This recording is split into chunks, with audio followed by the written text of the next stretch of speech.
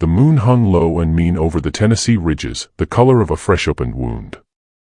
27 riders came up the old trace road just after supper, hoods white as bone, torches spitting pine light across the frost-hard ground. Their horses steamed in the cold, restless, sensing what their masters did not, that death already waited inside the small dog-trot cabin squatting at the end of the hollow. The sun had already bled out behind the western ridge when Silas Crowe first saw the dust. It rose in a thin, deliberate plume along the old wagon trace that climbed out of the valley, too steady for wind, too narrow for a herd, too late in the day for any decent traveler. He stood on the dog-trot between the two pens of his cabin, coat unbuttoned despite the frost, and watched that dust the way he once watched powder smoke drift above a Virginia cornfield. After a minute he knew, riders, single file, keeping to the shadows of the laurel slick so the low sun would not catch on metal or show the color of their robes too soon. He went inside without hurry, barred the door with the same hickory beam he had carried home from the Chickamauga battlefield, and climbed the puncheon ladder to the loft. From the small gable window he had cut himself, only 4 inches high, perfect for a rifle muzzle, he could see the whole approach. The trace bent around a stand of chestnut oaks, then straightened for the last 200 yards across the benchland to his clearing. Anyone coming up that road had to show himself plain for the final stretch. Silas had cleared with his own axe the first spring he owned the land. He had not cleared it for beauty. Now the first rider appeared, whitehead catching the last red light like a tongue of fire. Then another, and another, until the trace looked like a slow-moving serpent stitched from bone-colored cloth. 27 horses, he counted them the way he once counted gray kepis above a parapet at Spotsylvania, moving his lips silently, marking every animal so none could drift unseen into dead ground.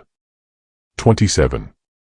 A full platoon's worth of hate, come calling on one old colored sergeant who had dared come home wearing a medal no black man was supposed to own. They moved careful, almost respectful.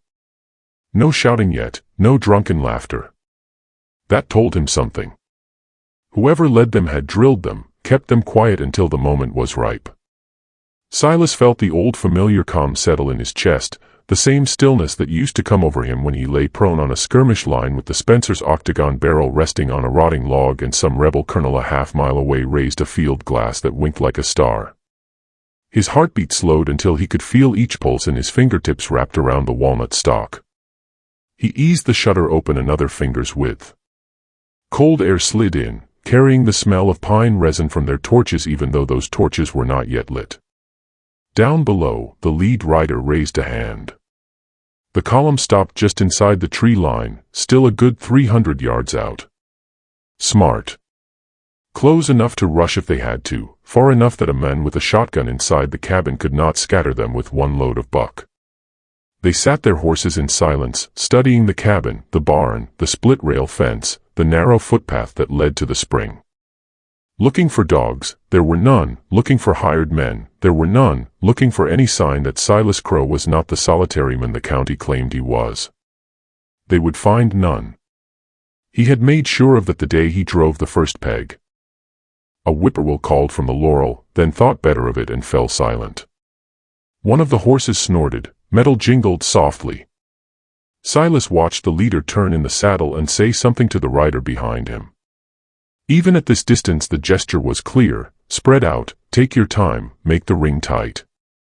The column broke apart like beads from a snapped string, riders peeling off left and right, walking their mounts into the deepening dusk until the clearing was rimmed with pale, bobbing shapes. Torches came out, fat pine knots wrapped in oilcloth. Flint struck steel. The first flame caught, then the second, until 27 points of fire floated in a slow circle around the cabin the way corpse candles were said to circle a man soon to die.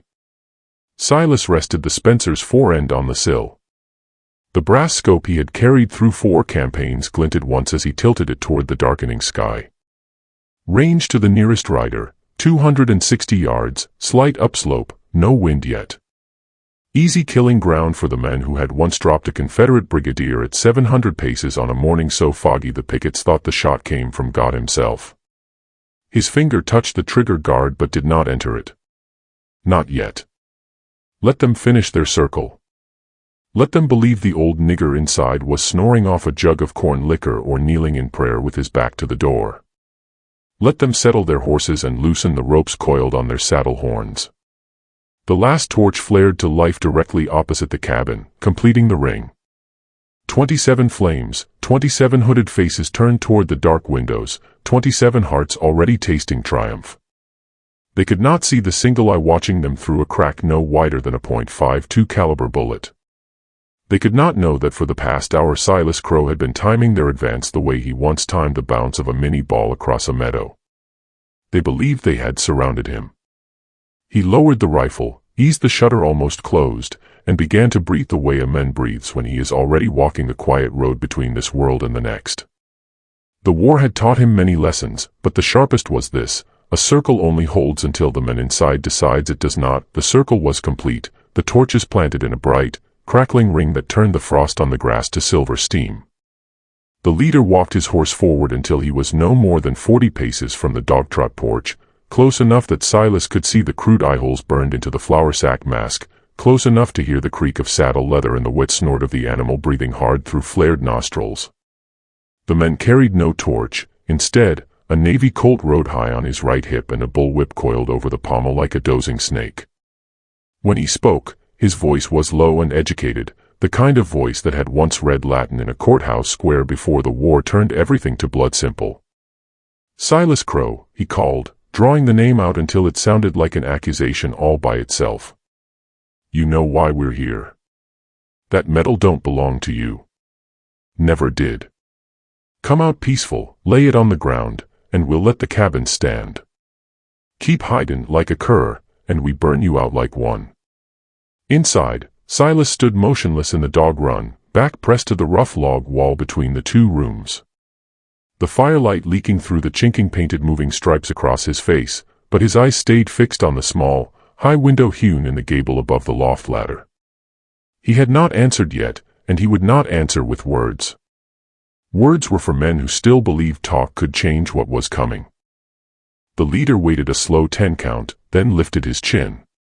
Two riders nudged their mounts closer, swinging coiled lariats loose. Another drew a tin flask, took a pull, and passed it down the line. Liquid courage for the work ahead. Silas watched their shadows stretch and twitch across his yard like the fingers of something trying to pry the night open. He reached to the mantel shelf, fingers brushing past the clay pipe he had not filled in 6 years, past the folded flag he never displayed, until they closed around the small, worn match safe he kept there. Inside lay 3 lucifers, each had dipped in sulfur he had mixed himself from the brimstone spring behind the ridge. He drew one out, held it between thumb and forefinger, and studied it the way a man studies the last bullet in his pouch. Then, deliberate as a priest snuffing candles after vespers, he moved through the cabin. First the grease lamp on the table, pinched between finger and thumb until the wick hissed and died. Then the smaller Betty lamp by the hearth, tilted so the whale oil ran down the spout and the flame guttered out with a soft, apologetic pop. Last of all he climbed the ladder to the loft, knelt by the tiny window, and blew across the ember in the clay bowl he sometimes used to heat coffee. The ember brightened once, blood red, then surrendered to the dark. With every light gone the cabin seemed to sink into itself, logs creaking as the heat left them, until the only glow came from the torches outside and the low-banked coals beneath the ashes in the fireplace. Silas eased back down the ladder, boots making no sound on the rungs he had wrapped in burlap years ago for nights exactly like this one. He could feel the temperature drop inside the room the way a man feels a fever break, sharp, sudden, clean. Darkness folded around him like an old campaign coat that still carried the smell of gunpowder in its seams. Outside, the leader shifted in his saddle. The sudden vanishing of every lamp had unsettled him more than any shouted defiance could have. He leaned forward, straining to see movement behind the greased paper windows, behind the narrow gun slits no wider than a man's thumb. Nothing. Only the wind moving the torch flames and the slow breathing of 27 horses that suddenly sounded too loud. "Crowe," he tried again, anger beginning to chew at the edges of his calm. "I'll give you 1 minute. Then we put fire to this place and drag what's left of you out by the heels." Silas stood in the center of the main room now, Spencer cradled loose in the crook of his arm, feeling the perfect, velvet dark settle over his skin. He knew every inch of this cabin the way he once knew every fold of ground between the Rapidan and the James. He knew which floorboard groaned under a man's weight and which lay silent. He knew the exact angle the moonlight would take when it cleared the eastern ridge in another hour. He knew that from the loft window he could cover the entire front approach, and from the back door he could cover the spring path, and from the root cellar beneath the puncheon floor he could cover the world. The leader started counting, slow and deliberate. 60, 59, 58. Silas closed his eyes, not because he needed to, but because the dark behind his lids was even deeper, older, the dark he had carried home from 100 battlefields. When he opened them again, the cabin was no longer a house but a shadow among shadows, a place where light had been invited in and then politely shown the door. Outside, the counting continued, the voice growing thinner with every missed heartbeat. Inside, the only movement was the slow rise and fall of one man's chest and the soft click of a hammer eased back to full cock in a room so black it might as well have been the bottom of a well. The night belonged to whoever had already made his peace with it years ago. The leader's count reached 10 and cracked like a green stick in his throat. No door opened, no voice answered, no lamp flared back to life. Only the wind moving across the ridge and the restless stamp of iron-shod hooves on frozen ground. He spat once, a sharp, disgusted sound, then jerked his chin upward. The signal every man in the circle had been waiting for. 7 carbines came up at once, muzzles winking orange as the first ragged volley slammed into the front wall. Splinters the length of a man's forearm exploded inward, whirring like hornets through the dark room. A second volley followed before the echo of the first had died, then a third, riders wheeling their horses to rake the cabin from new angles, bullets punching neat black holes through the chinking and chewing the logs into pale wounds.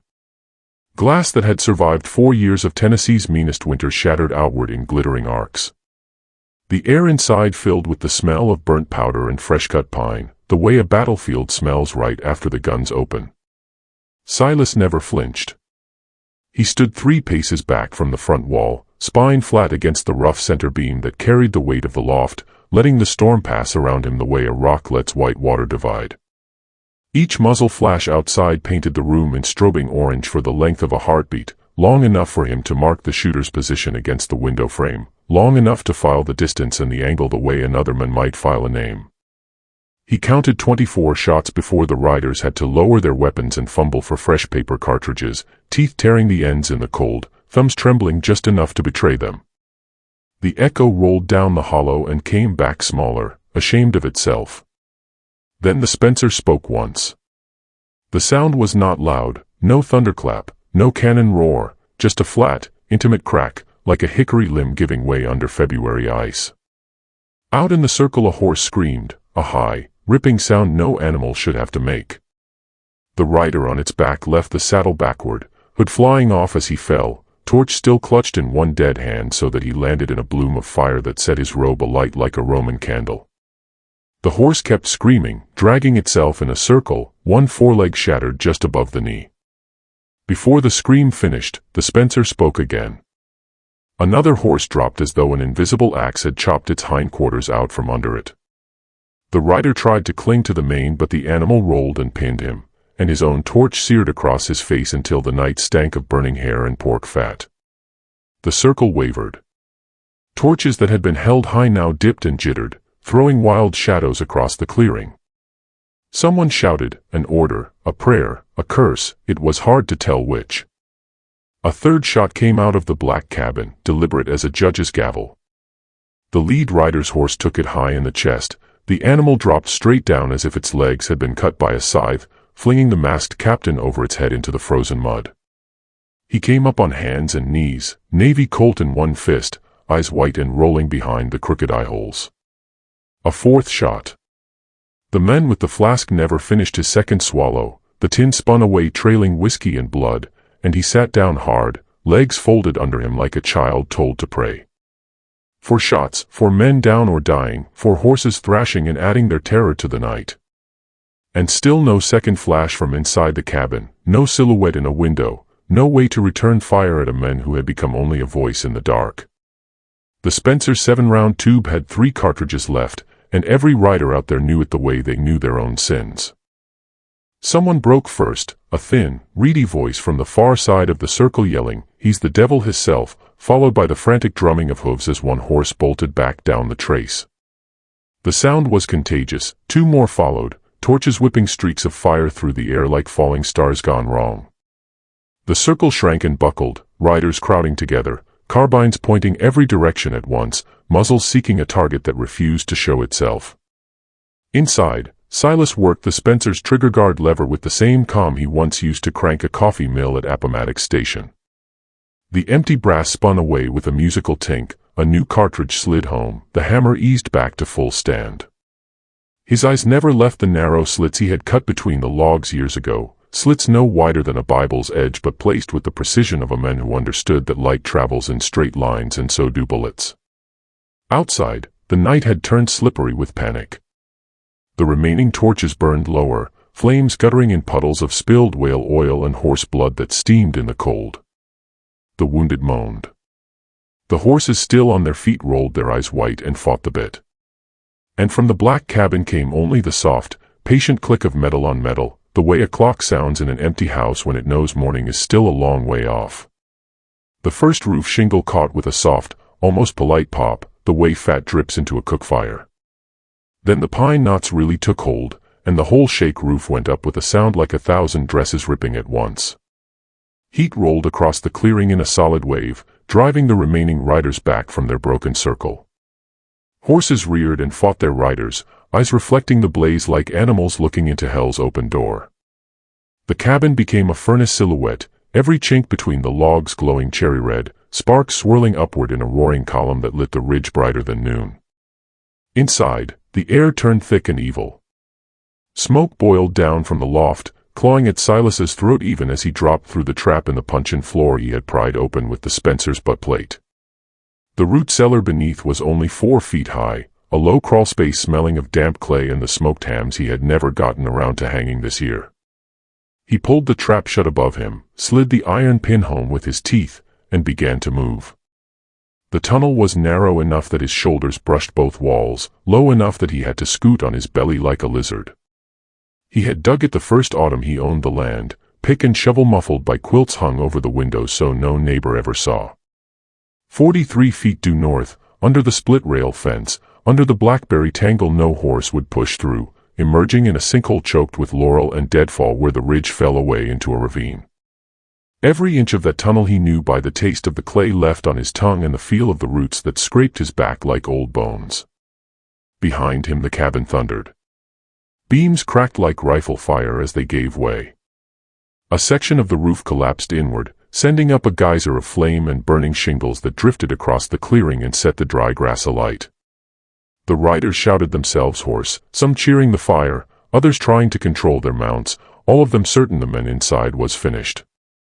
They never saw the ground bulge gently beneath the leaves 20 yards to their rear, never noticed the laurel thicket shiver once and go still. Silas came out of the earth the way a bullet comes out of a barrel, quiet, straight, already committed. He rose to one knee in the shadows, coat smoking at the cuffs, face streaked black with soot and clay. The Spencer was gone, left propped in the cellar like a decoy. In his hands now was the old Colt Dragoon he had carried as a sidearm since '64, its cylinder loaded with the last 6 paper cartridges he owned. Moonlight filtering through the burning roof painted everything in shifting bronze.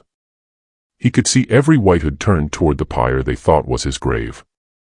The nearest rider was not 20 feet away, had his back to him, carbine across his saddle, laughing at something the men beside him said. Silas leveled the Dragoon and fired once. The heavy slug took the laughing man just behind the ear. He slid sideways without a sound and hung by one stirrup while his horse shied. The second rider had time to half-turn before the Dragoon roared again and punched him out of the saddle like a mailed fist. 2 shots, 2 men down, and the night reversed itself. The clearing became a cauldron of screaming horses and spinning torches. Riders who had believed themselves hunters discovered they were penned between the burning cabin and the dark wall of the woods. Silas moved through them the way a wolf moves through sheep, no hurry, no wasted motion. The Dragoon spoke a third time and a horse dropped, trapping its rider beneath it. A fourth shot shattered a torch and the rider holding it went up in a pillar of flame, running blind until he fell into the burning wall of the cabin. They tried to form, tried to bring their carbines to bear, but the fire behind them and the phantom behind them broke their nerve. A hooded man swung toward the laurel with a Spencer of his own. Silas recognized the silhouette of his own rifle, stolen from the cellar, and managed one wild shot that clipped leaves over Silas's head before the dragoon's fifth slug tore the stolen rifle from his hands along with most of his fingers. The sixth cartridge he held. He rose slowly from the shadows, coat hanging open, the empty dragoon dangling at his side. The firelight showed his face calm and terrible, eyes reflecting the blaze like polished obsidian. 15 riders still on horseback stared at him across the bodies of their comrades and the writhing shapes of wounded horses. Somewhere a man was screaming high and thin, the sound a rabbit makes when the hawk's talons close. The night smelled of burning pine, burning flesh, and the coppery reek of a battlefield morning. Silas took one step forward into the light. The nearest rider jerked his reins so hard his horse went over backward, pinning him. Another simply dropped his torch and raised both hands, hood falling back to reveal a boy no older than 17, face white as the cloth that had hidden it. Silas looked at them the way he had once looked across killing fields at men wearing different uniforms but wearing the same fear. Behind him his cabin roared like a forge, lighting the ridge for miles. Ahead of him the remnants of the circle wavered, horses dancing sideways, torches guttering low. The night had become his again, and every man still alive could feel the shape of it closing around them like a fist. The first pale seam of dawn found the clearing transformed into something older than the war, older than the nation itself. The cabin was gone, only a mound of glowing embers remained, pulsing like the heart of some buried giant. Charred logs lay toppled outward in a starburst, still ticking and snapping as sap boiled inside them. Smoke hung low and blue, carrying the smell of scorched meat and horsehair across the ridge. 26 bodies lay where the night had dropped them, some curled like sleeping children, others flung wide as if struck by lightning. A few still wore their hoods, most did not. The frost that had glittered so cleanly hours earlier was now a pink slush trampled into the mud. One horse stood alone near the spring path, reins dangling, sides streaked with blood that was not its own. It watched the rising sun with the dull patience of something that has seen too much and expects nothing better from daylight. Every few breaths it shivered all over, the way a dog shivers after a bad dream. Silas Crowe walked among the dead with the slow gait of a man inspecting his harvest. His coat was burned half away, shirt beneath it blackened and clinging to the skin in places, but the metal still hung against his chest on its faded blue ribbon, the eagle's wings singed yet unbroken. He carried no weapon now, the dragoon lay empty somewhere under the collapsed roof, and the Spencer had been shattered when its thief tried to work the lever with ruined hands. He did not need iron anymore. The night had done its work. He stopped beside each body long enough to look at the face, if a face remained. Some he recognized, men who had once tipped their hats to him in town, men who had sold him powder and lead without meeting his eyes, men whose fathers had owned the land his own father had worked for nothing. He did not speak their names aloud. Names belonged to the living, and the living were finished with these. Crows had already begun to gather in the chestnut oaks, black shapes against the growing light, waiting for him to finish whatever ritual this was. A low wind moved down the hollow, pushing smoke aside so the sun could lay its first clean blade across the ruin. Where the light touched the frost, the blood looked almost black. At the edge of the clearing, where the old trace dipped into the laurel, a single rider sat his lathered horse. The animal trembled beneath him, near foundering, yet the men kept it reined hard, afraid to let it bolt again. His hood was gone, torn away in the blind gallop down the mountain. His face was the color of tallow, streaked with soot and tears and snot. He was the one who had screamed when the flames took his brother, the one who had seen Silas step out of the earth itself like a judgment neither scripture nor law had prepared him for. He had run when the others tried to rally, run when the dragoon spoke its last word, run until his horse bled from the mouth in the way horses do when the devil rides behind them. Now he could not move. His hands were locked around the saddle horn as though frozen there. Every time he blinked he saw the same thing, the calm black face lit by fire, the slow walk through the dead, the eyes that looked straight through the mask of a man's courage and found nothing worth the trouble of killing. Silas turned toward him at last. For a long moment the only sound was the pop of cooling embers and the hoarse breathing of the ruined horse. Then Silas raised one hand, not in threat, not in blessing, simply to show it was empty, and took one deliberate step across the body of the boy who had dropped his torch and begged. The rider flinched as though the hand had been a blade. His mouth worked, but no sound came. Silas took another step. Then another. Each footfall left a print in the bloody frost that steamed faintly in the cold air. The rider's horse tried to back away, stumbled, nearly went to its knees. The men kicked it once, weakly, then simply let the reins fall. He sat there shaking while Silas walked the last 10 paces that separated them, close enough now to see the pulse leaping in the rider's throat, close enough to smell the raw whiskey terror pouring off him in waves. Silas stopped an arm's length away. He studied them in the way a man studies a storm that has passed over and left him standing. Then he reached up slowly, fingers brushing the metal where it rested against his heart, and spoke for the first time since sunset. His voice was soft, almost conversational, yet it carried across the clearing and into the trees where the crows waited. "Go home," he said. "Tell them what you saw. Tell them the war never ended for some of us. Tell them Sergeant Silas Crowe is still on duty." The rider's mouth opened and closed once.